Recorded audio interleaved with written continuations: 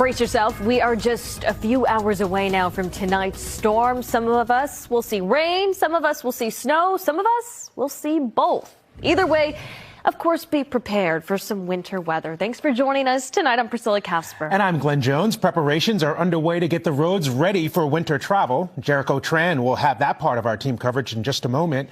But first, you need to know what to expect from this storm. Let's get that from First Alert Chief Meteorologist Pete Bouchard. Glenn, Priscilla, already we're seeing some flakes flying in Mansfield. We get some light snow in Taunton, too. Wait, it's supposed to rain there, right? Well, it is. This is just a kind of a little interruption as the storm gets going.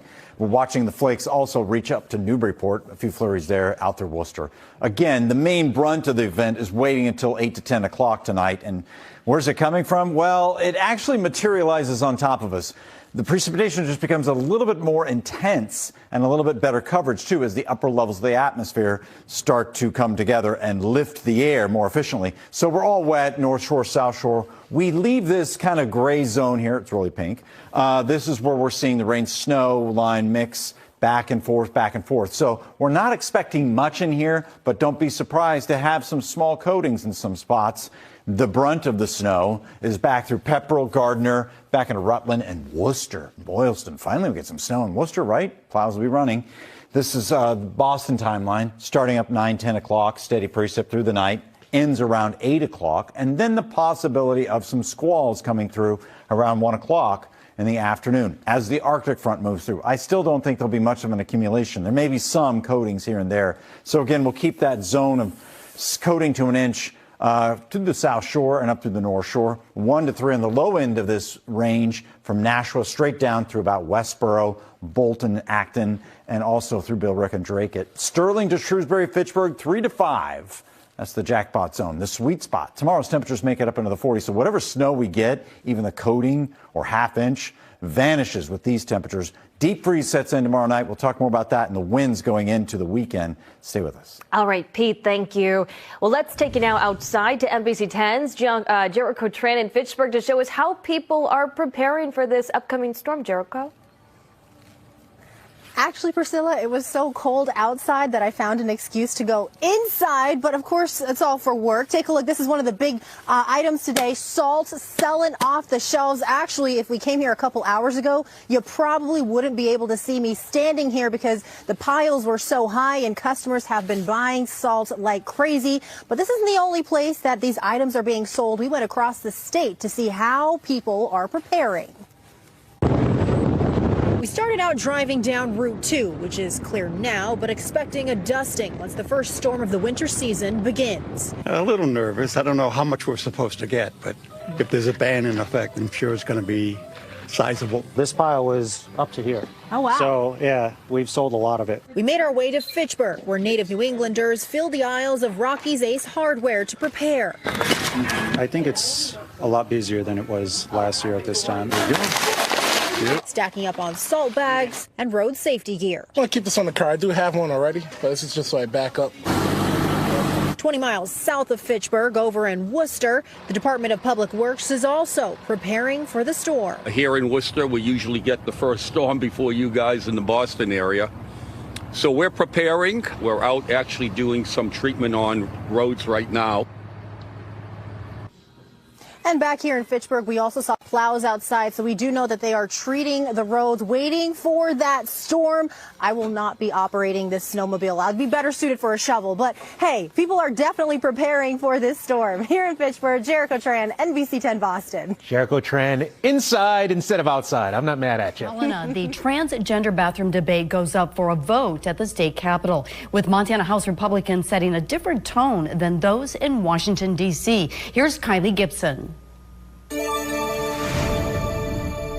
In a 10-12 vote in the Joint Rules Committee today, members of the House voted narrowly against prohibiting second-term Missoula Representative Zoe Zephyr from using the women's restrooms between the House and Senate chambers at the state capitol. Zephyr is Montana's first transgender woman to serve in the state legislature, and previous accommodations allowed legislators to lock the bathroom if they had any concerns. While Democrats were united in opposing the ban, Republicans were split on today's vote. with some arguing previous policies were insufficient and this protects women, and others disagreeing and calling the proposed ban an unnecessary distraction. This particular action will have the effect of making people famous in the national news and will not contribute to the effective conduct of our business. I know multiple legislators, women, who would not use that bathroom. They would go all the way across the Capitol building down to the bullpen to use that bathroom rather than using the one right outside the House and Senate chambers. The decision comes just weeks after House Republican leadership on Capitol Hill have stated their intent to bar transgender women from using women's restrooms, as Representative-elect Sarah McBride of Delaware is set to become the first openly transgender member of Congress in American history. We'll continue our legislative coverage, sharing the latest updates. In studio, Kylie Gibson, NBC Montana. All right, thanks, Kylie. Zephyr responded to the vote on the social media platform X, saying she's happy the ban failed, while sharing gratitude toward her colleagues and stating, "I'm ready to represent my constituents and look forward to working on behalf of Montana." We say a word about Hunter Biden. A lot has been said and written about the pardon. President Biden is letting his son off the hook for the federal crimes that he committed. This weekend, of course, he pardoned Hunter. And it's important to point out, and everyone has, and even many Democrats are now expressing their great disappointment and their dismay, because the president promised us over and over and over, repeatedly, unequivocally. He told the American people that he would not issue a pardon for his son, and then he did it. It was more than 10 occasions. We have the receipts. It's all on video. They made formal official declarations to that point. The White House said he wouldn't do it, but he did. So they misled the American people. And a lot has been recounted over the last couple of days since that happened, that it's just like when he said the border was secure. It's just like when he said that Bidenomics was working great for the American people. It's just like when he denied or tried to cover up his obvious mental acuity and decline. And it's just like when he insisted that the catastrophic Afghanistan withdrawal was somehow a success. This pardon is a perversion of justice, and it is a utter disregard for the rule of law.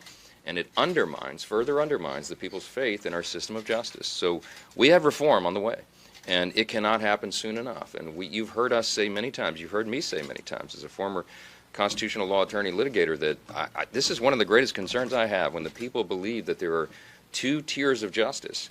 And the current occupant of the White House emphasizes that point. It makes it very difficult. They have done, in my view, the Biden family, almost irreparable damage to our system of justice. So we have a lot to repair.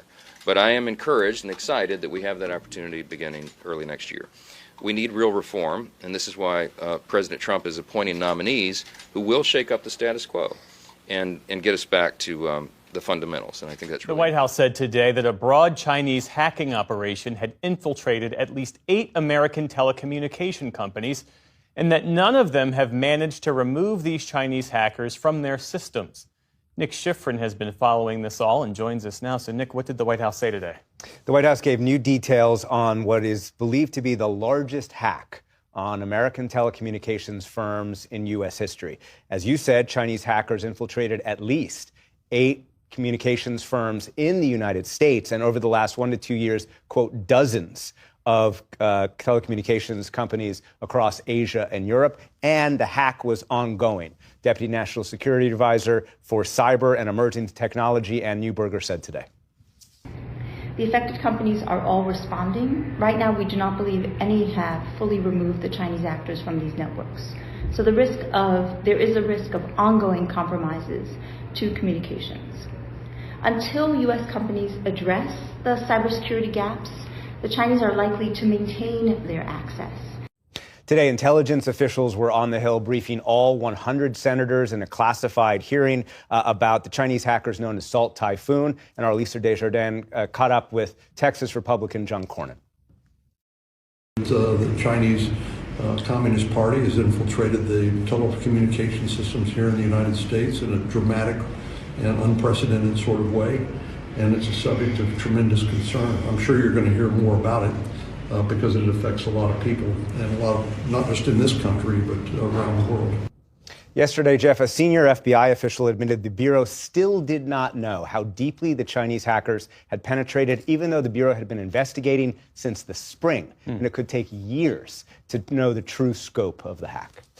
Do we know, though, who has been targeted? Intelligence officials describe three baskets or three groups of targets, essentially. Number one, a large number of users whose phone metadata was stolen. Number two, a small group of individuals whose audio calls and text messages were specifically targeted and successfully intercepted. Number three, the portal that law enforcement uses to submit court orders to telecommunications and internet service providers. And I want to keep that list up for the moment. On the first group, whose metadata was stolen, a senior administration official said today it was, quote, a large number of Americans, but would not provide the number, but it had a, quote, regional focus, suggesting it was designed to find members of the second group, whose calls were intercepted and included senior members of the Trump and Harris campaigns. A former intelligence official described to me, Jeff, that this is so hard because these are incredibly sophisticated state actors with limitless budget and limitless time. They are extraordinarily difficult to detect because they enter networks with stolen credentials so as not to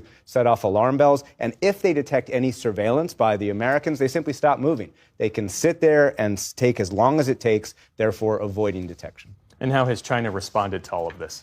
In a statement, Chinese embassy spokesman Liu Pengyu told me that the U.S. claims were, quote, disinformation. And he continued, quote, China firmly opposes and combats all kinds of cyber attacks. The U.S. needs to stop its own cyber attacks against other countries and refrain from using cybersecurity to smear and slander China. U.S., Jeff, is believed to conduct the same surveillance around the world, and I do use that term surveillance. U.S. officials use that term because this is not designed, as far as they can tell, to destroy any critical infrastructure. It is instead designed to conduct espionage, to collect information. No signs that any of this is being leaked online. As for solutions, Neuberger said today the only solution was to require companies to meet minimum cybersecurity guidelines. Right now, those guidelines are optional for these companies to meet. All right. Nick Schifrin, thank you for this reporting. Appreciate it. Thank you.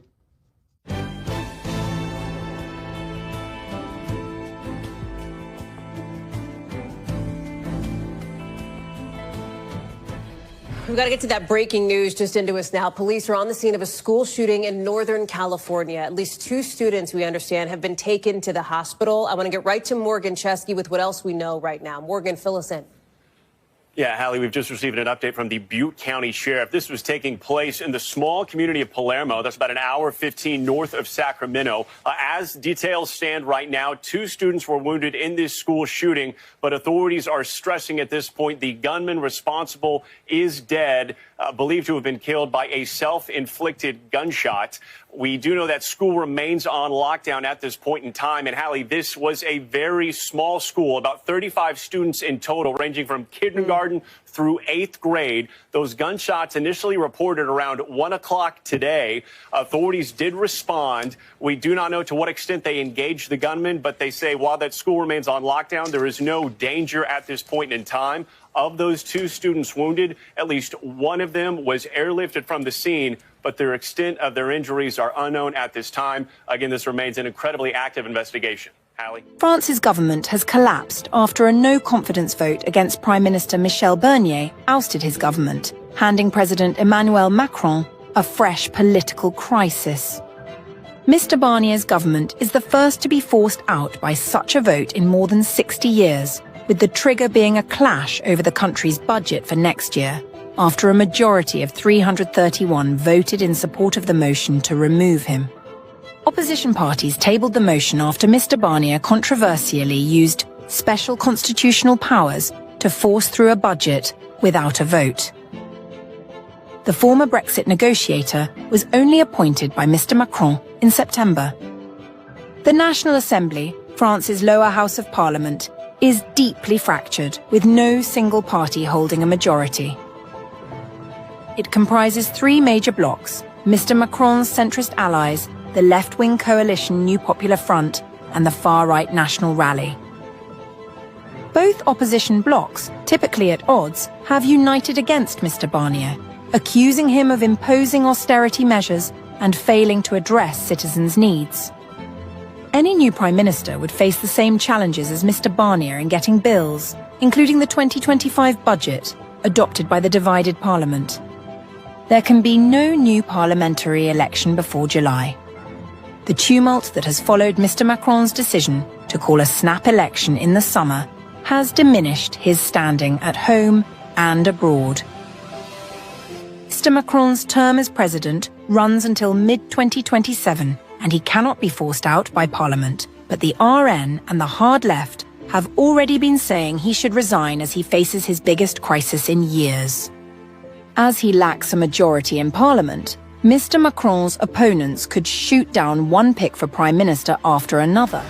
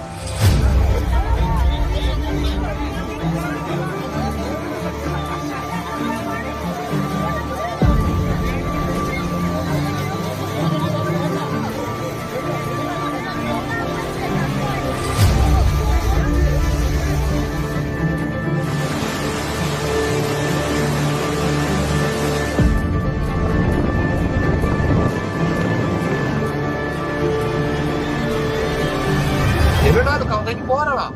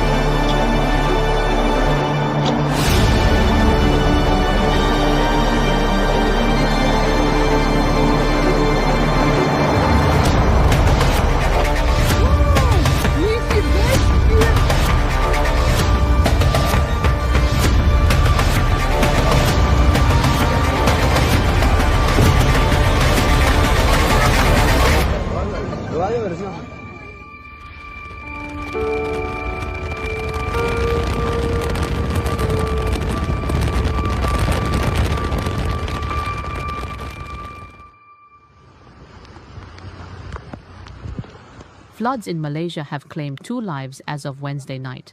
The situation in the east coast continued to worsen, with more people being evacuated to temporary relief centers in Kelantan and Terengganu. Kedah and Perlis are the latest states to be affected by the floods, while the situation in Perak and Johor remained unchanged. In Kelantan, the number of flood victims rose to 12,526 from 3,110, who are taking shelter at 96 relief centers in places including Pasir Mas, Pasir Puteh, Kuala Krai, Kota Baru, Tanah Merah. Pasir Mas recorded the highest number of evacuees with 3,232, followed by Pasir Puteh and Kuala Krai. The casualty in Kelantan was caused by electrocution, while the 33-year-old male victim attempted to unplug a washing machine at his flooded home in Kampung Banir, Belikong.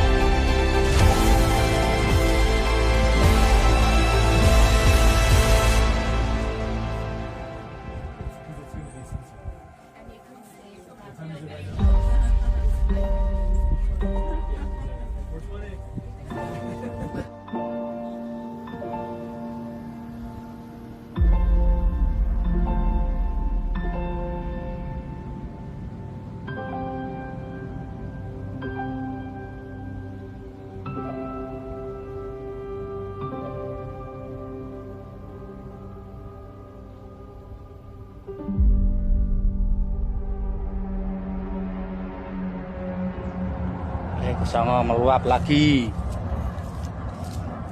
Harap warga berhati-hati, gas beracun yang dibahayakan.